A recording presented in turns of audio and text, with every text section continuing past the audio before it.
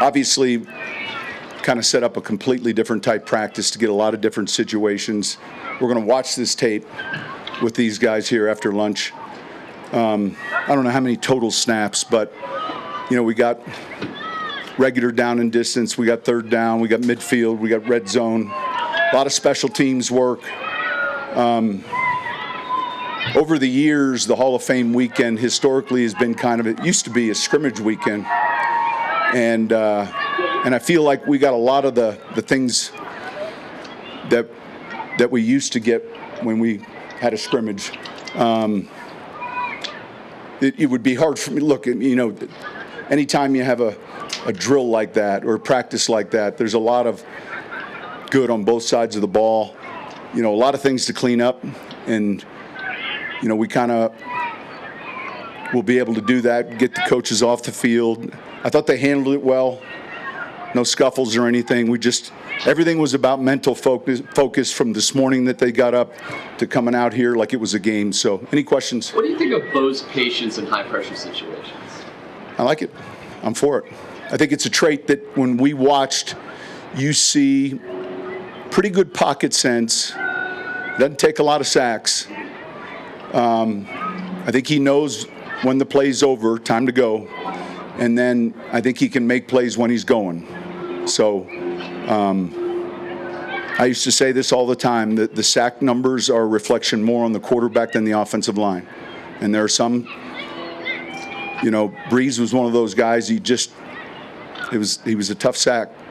Ball came out, and I think Bo has traits like that. In that sense, Coach, when you hear about coaches like yourself say don't get bored by completions, don't get bored by certain, does that term mean efficient to you then, in terms of just smart? Schedule? It's all the above. In other words, it's smart. It's, in a scripted situation, I probably, calling a game, would have 5 more balls go down the field long, and so we're trying to do a lot here. And at one point, I turned to Joe and said, "Hey, let's." But it'll provide us a lot of good film. How about your offensive line? Just what you saw out there today. Yeah, listen. I think when we get in there and watch the tape, I thought it's too hard to evaluate post-practice in a question answer. I think that we're going to see some good things, and then we're going to see some other things. A scripted practice with down and distances precludes maybe patience in the run. There's a lot of things that you're trying to get a lot done, but overall, we'll see the tape and we'll know more after we watch it. Generally speaking, defensive front, obviously you invested a lot in that, but between the defensive line and edge rushers, have you seen more disruption, rushing the pass? Yeah, and I think we're gonna have a chance to really see it, starting next weekend, with Indianapolis, and then when we get into these preseason games. So there are a handful of sacks that the officials let go, and look, we're trying to get something valuable out of the rep. So we see those when we watch the tape. Long stretch here, 6 days of practice in a row. How'd they handle it mentally and physically? I think well. I was pleased with how they handled today. I was pleased with the focus today. Not only the 6 practices in a row, and next week 5 practices. We're always going to have 6 in a row, right? 1 day off, 6, 1 day off. But at least the longest stretch of practice. Yeah, because now you get into the games, and so you have a prep day. I got you. Look, we're still at that stage of camp where there's no light at the end of the tunnel. It's pitch black, and that's just the truth. We're early in camp. So just as challenging on players and coaches mentally as it is physically? Our game is. So I think we're training not just the physical tools and the technique, but we're training, the mental toughness and the grind and what's necessary to be successful. There's a lot of focus on the quarterback battle, really opposite of Pat, but even like your young depth there, Reese Taylor's been a guy. We've been encouraged. Levi had a hamstring. We'll know the significance of it, so he didn't get a lot of work after that happened. But we're encouraged with some of these other guys, and they're going to get plenty of reps when it comes time for the games. The receiver competition is pretty intense. What can these? I said that in the spring. When you look at what's here and then who we drafted. Because you guys have seen the two young guys, both Troy and Bailey, and so running back the same way, secondary the same way, and I always would say that'll sort itself out. What kind of criteria when you go into those conversations? All the things you're looking at: smart, tough, productive. What do they do well? Bailey's kind of inside out. Troy's kind of outside in. We got the addition of Josh outside. So all of these guys, little Jordan, I like him inside out. So there's certain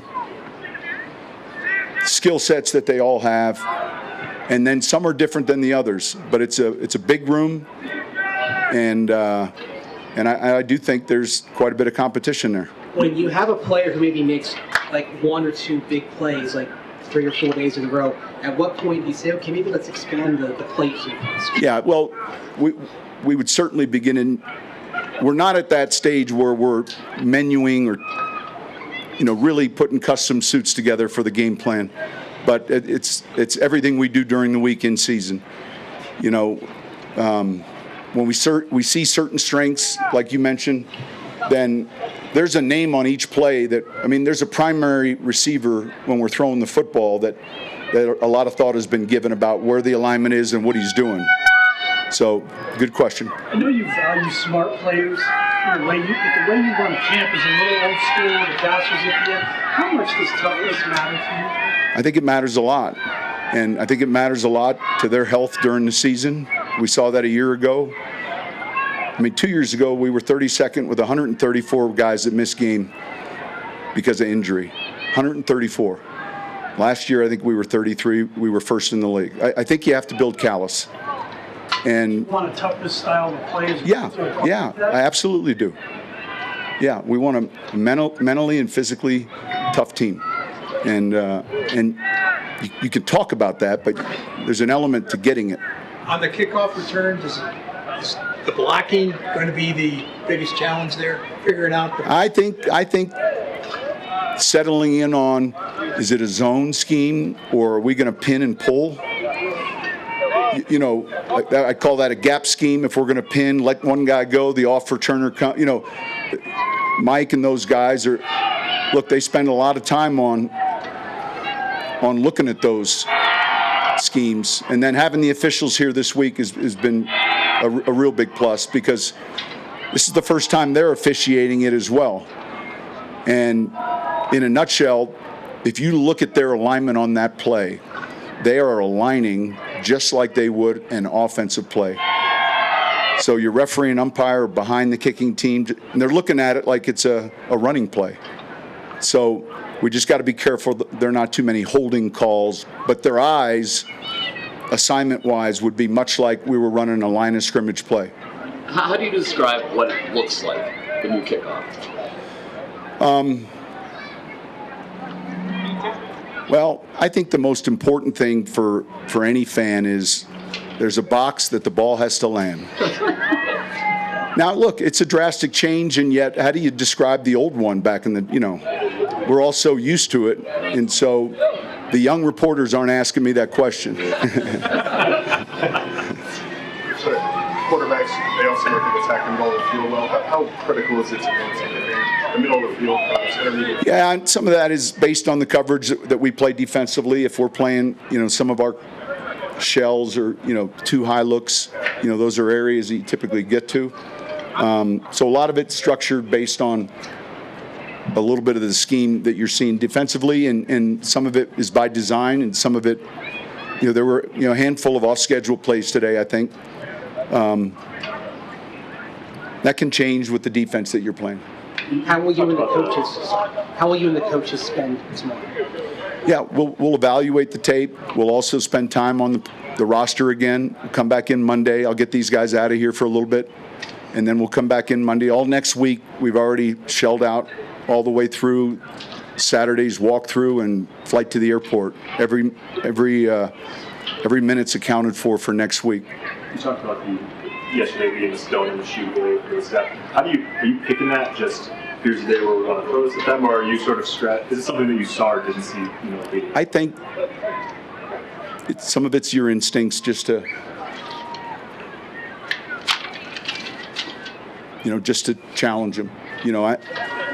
It's nothing new, that it's developing that mental toughness and every year we train these SEALs, 20% come out of Bud School. The other 80% ring this bell they have. And so I'm using that analogy, but, you're challenging them, not just physically, but mentally. John, does the kickoff changes affect construction of the back end of your roster? I think it can. I think you're going to see the weight or the body types will be a little bigger on those units than when they were traveling farther. Would you consider a non-kicker to do the kickoffs to give you an extra tackle? Yeah, if I felt like I had that unique skill set, but there's a little bit more to it. We're not just lobbing balls back. There's a box. We got to hit it in the box. Now, there's some kicks that were, the perfect scenario, right, is it hits the box and goes into the end zone, and we get them on the 20. That's why you're seeing 2 returners, and so there'll be some things we do in the preseason that every team in this league will hold on some of the things they want to do for week 1. So I was talking to Walt Anderson. He came in today, and I said to him, Walt, you're not going to see in the preseason what you think you just aren't. Now, maybe in a joint practice you will, a closed practice, or with each other. But I think it's a little bit of a, and I would tell you this, when we kick off week 1 of the regular season, I wouldn't be surprised if there's another tweak or 2 that they've made a change on. Not significant, but like I'm pushing, I get the box, I like it. If the analytics tell me the average drive start or the average return is past the 30, well, what do you think is going to start happening? We're going to be right back to it, and that's the last thing we want. So we got to pay attention to that. And the other thing that I think is significant, I don't like 3 different starting spots. In other words, I understand the 20, I like it. I get the old rule when it went out of bounds, but if it's in the box, great. If it's outside the box, put it the same spot, whether it's sideline, end zone, or short. That to me, because I think right now it'll take a lot of fans a long time to figure out the 3 different spots. Wait a minute, went out of bounds, it's on the 40, but it went too deep or too short, it's on the 30, and then, so reduce the variables there. Just make it a box foul. They used to test things like this out in the preseason. I know. Listen, I was a part of it all, and so this one here, we're trying to push it through, and we think it benefits us. So trust me, we're in favor of it. We like it because we think we return kicks and cover kicks just as well as anyone, and we think we coach it well. So, but no, typically something like this, there'd be a test pilot, and then we'd circle back and talk about it in the off season.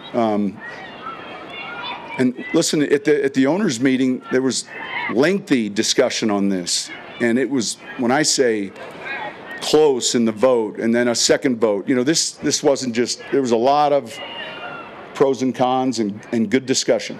John, when you say you slot it in next week, does that include the quarterback rotation? No. I mean, look, we'll visit on that, but it's a good question. It's basically what we're doing with each practice, with each install. Pads. The framework of the practice shells. Where were you on the amendment from the 35 to the 30? Well, look, it didn't matter where I was. I'm not on that committee. The 35 makes a little bit more sense to me in regards to eliminating what we just discussed. I'm not going to be comfortable with saying, hey, kick a touchback and give them the ball in the 35. Now, maybe in the fourth quarter with 2-touchdown lead. But the 30, look, it's just do the math. Tell me where the average return, and if the average returns are past the 30 and we're getting explosives, then there's going to be times that I got to look at the scoreboard and say, hey, we're up 10 here in the third quarter. We might be comfortable with the 30. And so I just think the 35 is going to give us what we initially did all this work for. Make it a box foul. That's easy, right? Make it a box foul. And there's 2 spots. But right now, that's not where it's at. And look, we're pushing. Obviously, availability matters, but how far do you go into next week before you start figuring out snaps for first? Yeah, so typically we'll be Broncos on Broncos Monday, Tuesday, Wednesday, Thursday. Friday will be Colts. Saturday will be Colts, and then we'll fly and play the Colts on Sunday. Later in the week, we'll decide those roles.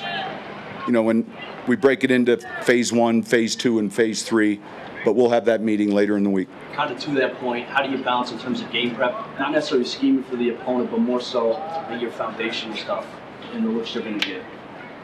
We're still in camp, and so we flip the script. Friday is the first day we start holding up cards and working on the opponent.